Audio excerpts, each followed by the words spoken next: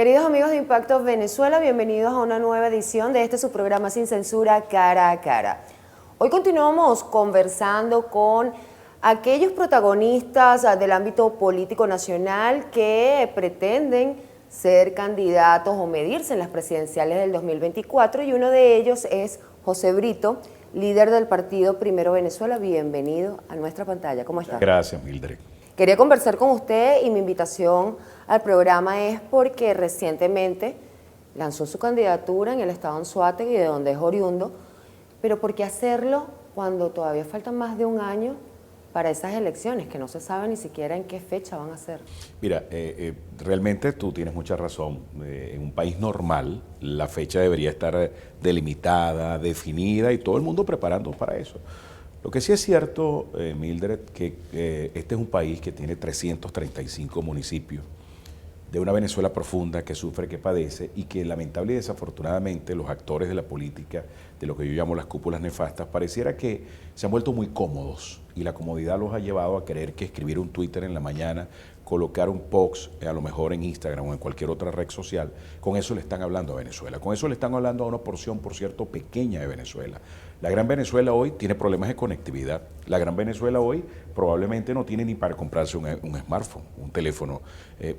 Entonces pudiera cualquiera decir, te estás comunicando con esa Venezuela profunda que sufre, que padece. Yo creo que ahí respondo perfectamente.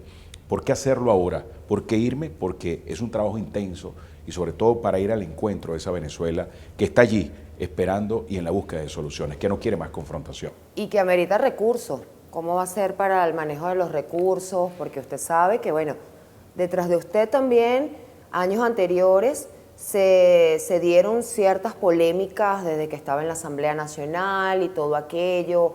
Entonces, siempre es importante dejar claro que el político necesita recursos para poder hacer giras, para poder visitar estados y todo eso. Entonces, nos gustaría saber más o menos cómo se va a manejar, entendiendo que lo está haciendo ya con un año antes, incluso en un momento crucial para el sector que usted llama extremista de la oposición, que va a unas primarias.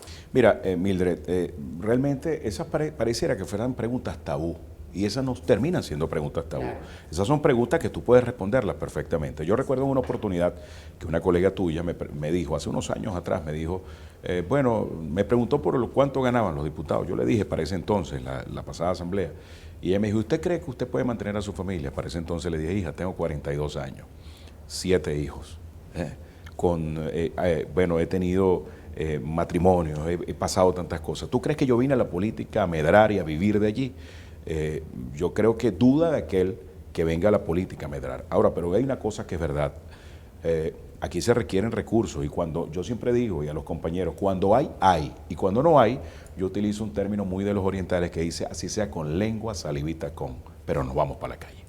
¿Y eso es lo que está haciendo o eso es lo que pretende hacer? Y eso es lo que hacemos. Cuando hay. ¿Y ahorita está con lengua y saliva y tacón o tiene algún fondito? Cuando hay un fondito, no te preocupes. Ahora lo que pasa es que mis hijos han crecido y a veces esos fonditos me los esconden y me dicen, no papá, tienes que pensar ya.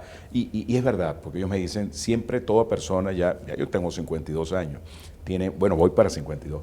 Y me dicen, hay que comenzar ya a planificar y a pensar en la vejez. No puede ser uno, pero yo de verdad soy un convencido de la lucha social. ¿Se siente en la capacidad de dirigir un país como Venezuela, tan en crisis, tan en conflicto, tan extrapolado?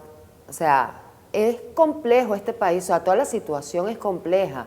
Sí. Entonces, ¿usted se siente capacitado para atraer a esos venezolanos que no quieren nada ni con un sector ni con el otro, pero usted dice que usted se mantiene en el medio, que no quiere nada con ninguno de los dos extremos, pero al final se está poniendo extremista también, porque si no está con una oposición y no está con el gobierno, entonces ¿en dónde está? No, mira, fíjate, es que hay que configurar en términos médicos, por ejemplo, para tú poder procurar la cura de un paciente, tienes que hacer un buen diagnóstico. El buen diagnóstico para un buen tratamiento, y el buen tratamiento para una buena cura. Si tú no haces un buen diagnóstico de Venezuela, no va a haber un buen tratamiento ni una buena cura. El buen diagnóstico y el correcto diagnóstico es enfocar lo que ocurre aquí.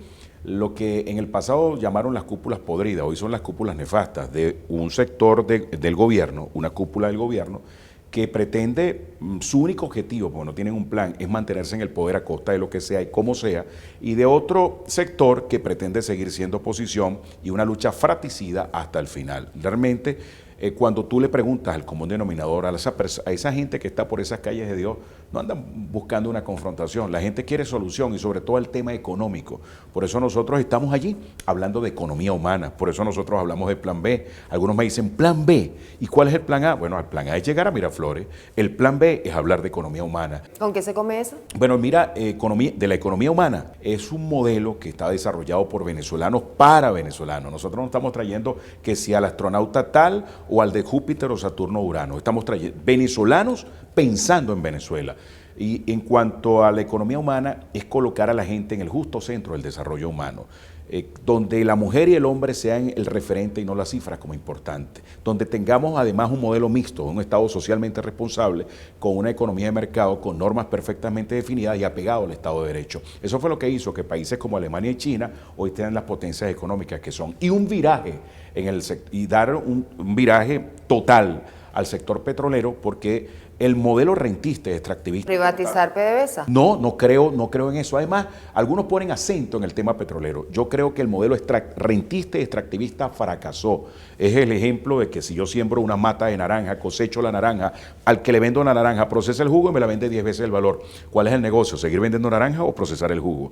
Venezuela tiene, en todo caso, el barril de petróleo se cotiza hoy en promedio $40 por barril. Una tonelada de resina epóxica, que el principio básico, la materia prima es el petróleo, bueno, se cotiza entre $3,000 y $6,000. ¿Cuál es el negocio, Mildred? ¿Seguir vendiendo petróleo o procesar? Convertir a Venezuela en un gran potencial, con el petróleo y el gas, en un gran potencial y el eje de un desarrollo petroquímico de América Latina. Se dice fácil, pero del dicho al hecho hay mucho trecho. Y el trecho lo digo también en el viraje. ¿Por qué no podemos nosotros vivir mientras ocurre esa transición como vive, por ejemplo, España, que tiene la cuarta parte de los recursos naturales que tiene Venezuela y viven del turismo? El 36% del Producto Interno Bruto post pandemia de los españoles proviene del turismo. ¿Por qué nosotros no podemos vivir del turismo?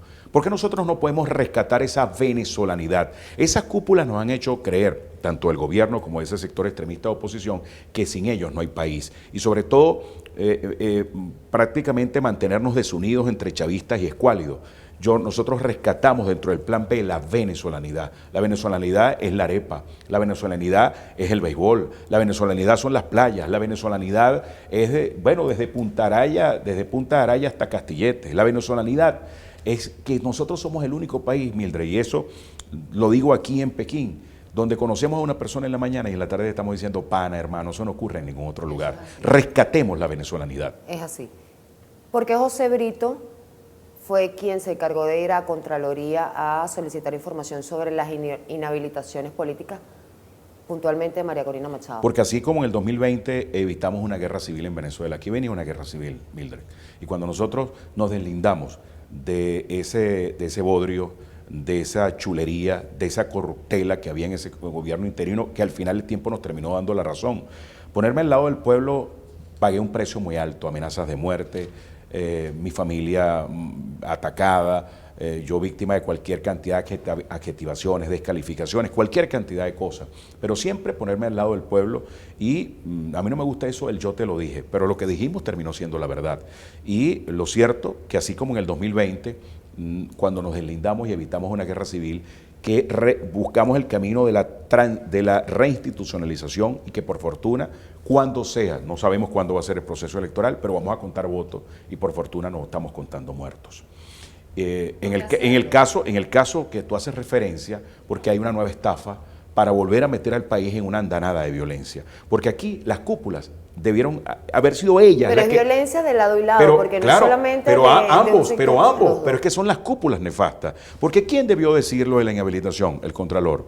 ¿Quién debió solicitar la información? La persona afectada en lo individual o las personas afectadas. ¿Por qué no lo hacen? Porque hay un ecosistema donde tú quieres seguir siendo gobierno, como sea, y tú pretendes una lucha fratricida, como sea. Pero para el ciudadano común, para el ciudadano de a pie, que de pronto tiene un sentir con cualquier otro dirigente que no sea usted, hacer ese tipo de acciones para ellos es traición, para ellos es que está del lado del chavismo. Traición para el que cree que aquí en todo caso, aquí hay predestinados o predestinadas y que aquí Mildred Manrique es la única que puede en todo caso encabezar.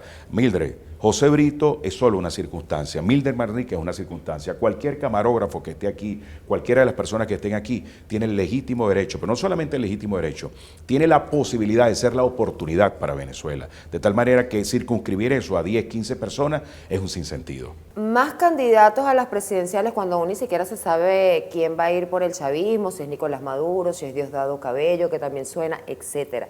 Hay muchas figuras que revolotean en ese sector, pero todavía falta y no se sabe quién es. Pero más candidatos, menos posibilidad para la oposición o para los opositores, pero sí más posibilidad de que entre el chavismo, porque ellos siempre van con un solo candidato. El detalle, hay una debilidad grave. El detalle, Mildred, es creer que el maniqueísmo en el cual nos han metido las cúpulas, tanto la del gobierno como la del sector extremista, de creer que sin ellos no hay país. En todo caso, es que los dos tienen que irse. Si algo yo te puedo asegurar, nuestro plan B es llegar a Miraflores, nuestro plan A es llegar a Miraflores, a través de los votos como tal. Y ellos se van, si tendrán que ir y se van. Y no se van en una lucha fratricida, en una confusión, nosotros malinterpretar lo que son las diferencias, que tenemos profundas diferencias con esa cúpula del gobierno y con esa cúpula de ese sector extremista. Profundas diferencias. Pero te quiero decir, ellos tienen que irse. Si algo te puedo asegurar es que ellos tienen que ser oposición. ¿Y oposición para qué? Para reencontrarse con esas bases, para reencontrarse con esa Venezuela que le dieron la espalda y sobre todo volver a tener la esencia, recuperar la esencia por la política. Las primarias, ¿por qué no participar por esa guerra que hay? Yo soy indio más no pendejo. Yo fui, y te consta, como le consta al país, y al que no sabe, bueno, interese por aquí, en este extraordinario programa de Mildred Manrique, en Impacto Venezuela, nosotros concurrimos, pero a nosotros se nos negó la posibilidad. ¿Por qué te comienzo diciendo soy indio más no pendejo? Porque yo sabía que no nos iban a dejar participar, pero dejamos constancia de que esos sectores viven es del conflicto, viven de la lucha fratricida, porque aquí se convirtió en un negocio para uno ser oposición y se convirtió en otro ser un negocio es mantenerse en el poder como sea, mantener un ecosistema, un status quo que se pone de espaldas a la gente. Por eso nosotros creemos definitivamente que hay que dar un gran viraje en el país, hay que romper esas cadenas y cuando decimos se van, bueno, se van esas cúpulas, pero tiene que venir además un plan. Venezuela carece de un plan. Yo veo a todo el mundo hablando en el anti. Los que están en aquella cúpula, el antisector extremista. Y el sector extremista, el antigobierno. Pero nadie le habla qué vamos a hacer del día después. Imagínate el día después de las elecciones. ¿Qué vamos a hacer? ¿Qué le voy a decir yo a Venezuela? Sería un irresponsable si yo previamente no le digo a Venezuela, por aquí es el camino es por aquí, el camino es ¿Cuál sería ese camino? El camino es la economía humana, el camino es colocar a la mujer, al hombre como el referente y no a la cifra como lo importante. Yo recuerdo que en el año 98, cuando llegó el expresidente Chávez al poder, había poco más de 250,000 pensionados. Transcurridos unos años, hubo 1,5 millones. Eso es un logro en la cifra. Ahora te pregunto, ese 1,5 millones. Pero está pasando hambre. Ese 1,5 millones tú me has dado la respuesta. Hoy día, que fue un logro en cifra, lo que devengan supone cubrir sus necesidades básicas. Entonces quiere decir, Mildred, que se colocó acento ¿dónde? En la cifra, pero no en la mujer y el hombre como lo importante, como el referente. De eso se trata la economía humana. La economía humana se trata también de poder labrar, construir el camino para fortalecer una fuerza empresarial sólida, con plenas garantías, para que haya empleos de calidad, para que haya salarios dignos y sobre todo para que podamos vencer la dependencia. La economía humana es recuperar la dignidad, porque de rodillas solo ante Papá Dios. Para ir finalizando, 2 preguntas puntuales. El Consejo Nacional Electoral, los rectores, ¿cómo ve ese panorama? Hay un debate, se dicen muchas cosas, pero ¿cómo ve que va a quedar constituido ese consejo o esa directiva del Consejo Nacional Electoral? Muchas personas están decididas a ir a votar, pase lo que pase, creen en la salida con el voto, que también soy partidaria de eso, pero ¿cómo lo ve?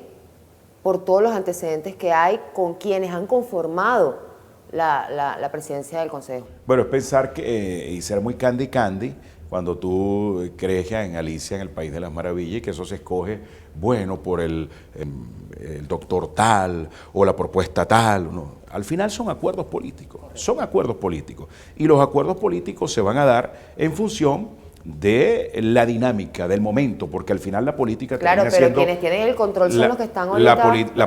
La política termina siendo cambiante y termina siendo dinámica. Y esa expresión de ese nuevo Consejo Nacional Electoral es precisamente eso. Es la expresión de, bueno, de una política cambiante, dinámica, pero que no hay que detenerse allí. Ahí está ya una nueva directiva del Consejo Nacional Electoral, ahí está una nueva directiva. No nos detengamos allí, porque detenernos allí es entrar precisamente en el ecosistema de la descalificación. Hermano, vamos a colocar acento en lo medular, en prepararnos para el plan A, llegar a Miraflores, y presentarle al país y fortalecer entre todos, porque el plan B, sobre todo, es un documento. El plan B es la oportunidad de una gran discusión en el país para fortalecerlo y tener además el país que nos merecemos y que estamos soñando. Permítame, ¿usted sabe dónde sí me voy a detener?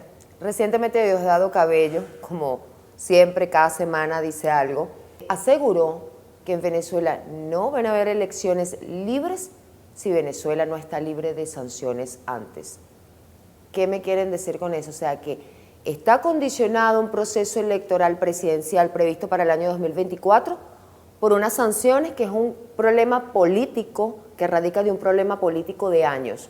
Entonces el venezolano va a quedar también condenado a que, bueno, nosotros manejamos y nosotros dirigimos lo que va a pasar en las elecciones. Eso es lo que quiso decir. Los resultados los vamos a dar nosotros. Mildred, las sanciones son una realidad y que han sido nefastas y nocivas y tienen el rotundo rechazo de la mayoría de la población, es una realidad. Más del 80% rechaza las sanciones, más del 80% rechaza este gobierno, más del 75% rechaza los partidos políticos y no de gratis. Se desconectaron de la gente, perdieron la esencia por la política. Pero no es menos cierto también que cuando te digo que las cúpulas están en su papel. ¿Cuál es el papel de la cúpula gobernante? Mantenerse en el poder como sea. Y mantenerse en el poder como sea es también generar desestímulo. Al final eso termina siendo mero discurso para buscar el desestímulo, la desmotivación, que se traduce en ¿qué? En abstención. Pero el número 2 del chavismo no da puntadas. Sí. Y el otro grupo, bueno, dieron tanta puntada que en el 2015 decían, vamos a ganar como sea, y se llevaron una paliza como sea. Eso también es muy cierto. Pongamos las cosas en su justa medida. Ahora, el que le gusta vivir del casquillo, el que le gusta vivir en la esquina, el que le gusta vivir en la pelea, siga en la pelea. Hay un dominicano, por cierto, muy cómico, que él dice, sigan viendo. Bueno, sigan viendo ustedes la cúpula peleando. ¿Cómo cree que va a terminar esto entre las primarias de la oposición? Yo no sé, yo veo eso cada vez, lo veo cada vez más irrealizable. Además, eso es una consulta a un sector extremista, minoritario, porque es profundamente minoritario y que cada día se acercan más a parecerse a aquella cúpula, la cúpula del gobierno y esa cúpula de ese sector extremista que van a ser los dos oposición. Ahora, yo aspiro y espero que tengan propósito de enmienda, que puedan pedirle perdón al pueblo, que no se ruboricen para pedir perdón, y si el pueblo los perdona, el pueblo dirá, luego de 6 años de José Brito en Miraflores, que ellos vendrán, bueno, tranquilo, así somos los demócratas, yo creo en la alternabilidad. ¿Cree en la reelección? ¿Apoya la reelección presidencial? Yo te voy a decir lo siguiente, algunos yo los veo rasgándose las vestiduras y son como Bukele, dicen no creo en la reelección y después dicen no, yo tengo tanto de popularidad. Yo creo realmente, soy muy franco y tengo que ser muy sincero, porque yo a los hipócritas, como decía mi padre, bueno, no les huyo por asco, no les huyo por miedo, les huyo por asco. En todo caso, yo creo que una persona puede hacer una gestión de 6 años con una sola reelección. Como tal, más nada, y listo, y vaya para su casa, y sin posibilidad de volver. Esa es la tesis de José Brito. Ahora, el presidente no es el dueño del país, eso tendrá que ir a un proceso de consulta y a un proceso de reforma constitucional, lo cual pone mucho acento en tener un buen parlamento y en la conformación de un nuevo parlamento, que nos acercamos también a esa elección. ¿Vienen o no vienen elecciones generales en 2024? Bueno, yo no soy pitonizo, pero todo indica por ahí que pareciera que va a haber una mega elección donde irá presidente, gobernador y alcalde juntos, pero son meras especulaciones. José Brito está concentrado en este momento en ir al encuentro de la Venezuela Venezuela profunda, que sufre, que padece, a llevarle un mensaje de esperanza, a decirle que sí es posible rescatar y recuperar la venezolanidad, sí es posible hablarle a los militares con respeto y poder entendernos y sobre todo poner el acento en la defensa y la soberanía de la nación,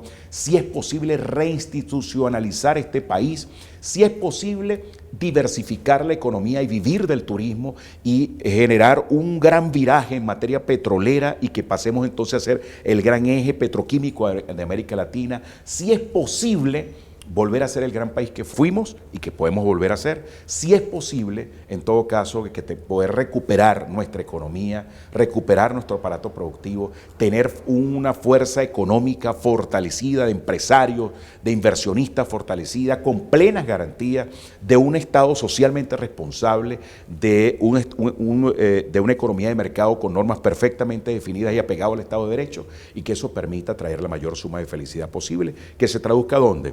Porque al final la economía humana, que es parte medular del Plan B, se traduce aquí, en que tengas platica en el bolsillo para comprar lo que quieras, cuando quieras y como quieras. De eso Muchísimas gracias. Como siempre, se dice fácil, pero hay que ver los resultados y será el pueblo venezolano el que decida. Bueno, hace muchos años. ¿Quién va a gobernar este país? Ni tú ni yo habíamos nacido y vino un hombre y dijo, I have a dream, yo tengo un sueño. I have a dream. Este, pelo malo también, tiene un sueño para Venezuela. Plan B, economía humana. De eso se trata. Gracias a ti. Conversábamos con José Brito, líder del partido Primero Venezuela y candidato presidencial.